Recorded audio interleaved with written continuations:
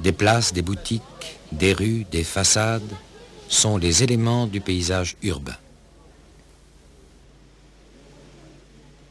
Ce paysage peut s'analyser d'abord en observant les caractères de l'espace bâti. Style architectural, matériaux employés, organisation des façades.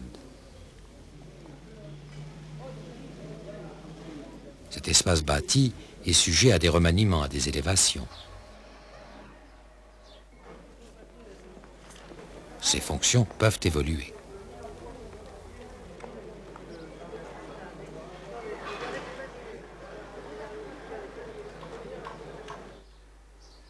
La distribution de l'espace bâti et des espaces libres dessine le plan du système urbain. Le plan d'Aigues-Mortes oppose la trame serrée et géométrique de la vieille ville à celle plus aérée des faubourgs.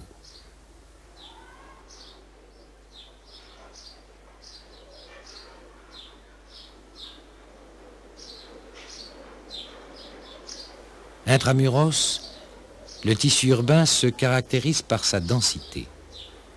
Les espaces libres sont rares, les jardins résiduels. Dans l'ensemble, on constate une grande homogénéité dans l'utilisation du sol.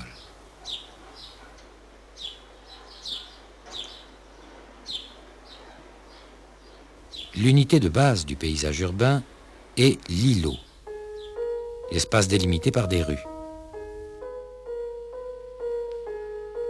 Une vingtaine d'unités de ce type occupent l'espace urbain à l'intérieur des remparts. L'îlot présente du côté de la rue un front de façade aligné qui crée une composition homogène. L'étude du paysage urbain ne peut se limiter à cette approche épidermique.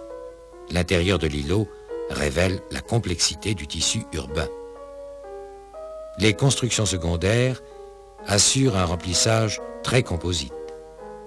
Elles expriment sans doute mieux que les façades les activités, les besoins et les goûts des individus.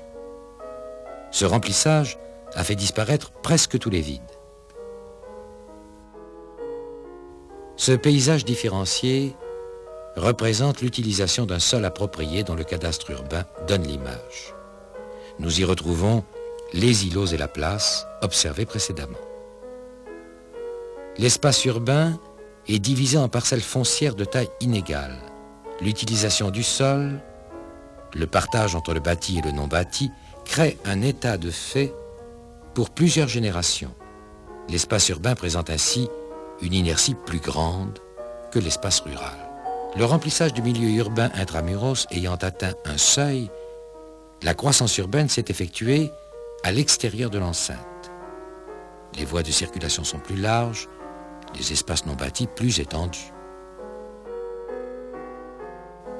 On reconnaît dans l'espace bâti des éléments anciens qui rappellent les îlots de la vieille ville. Des éléments modernes disposés de façon moins serrée. Pavillons individuels en lotissement, ensemble d'immeubles collectifs, groupes scolaires associés à ces nouveaux quartiers. Cette banlieue élémentaire présente une diversité morphologique plus grande que la vieille ville. Des contraintes de site ont guidé l'extension urbaine. Elle s'est faite dans les secteurs les mieux reliés à la vieille ville. Ailleurs, les canaux, en créant des solutions de continuité, ont gêné l'urbanisation.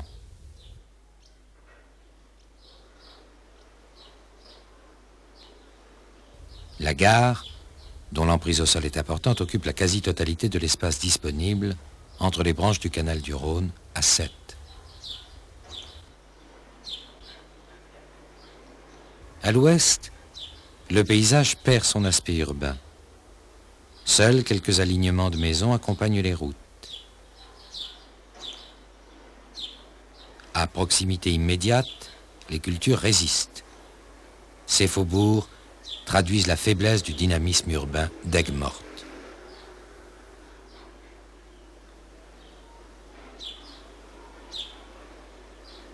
La croissance urbaine a été orientée vers d'autres sites en prenant d'autres formes.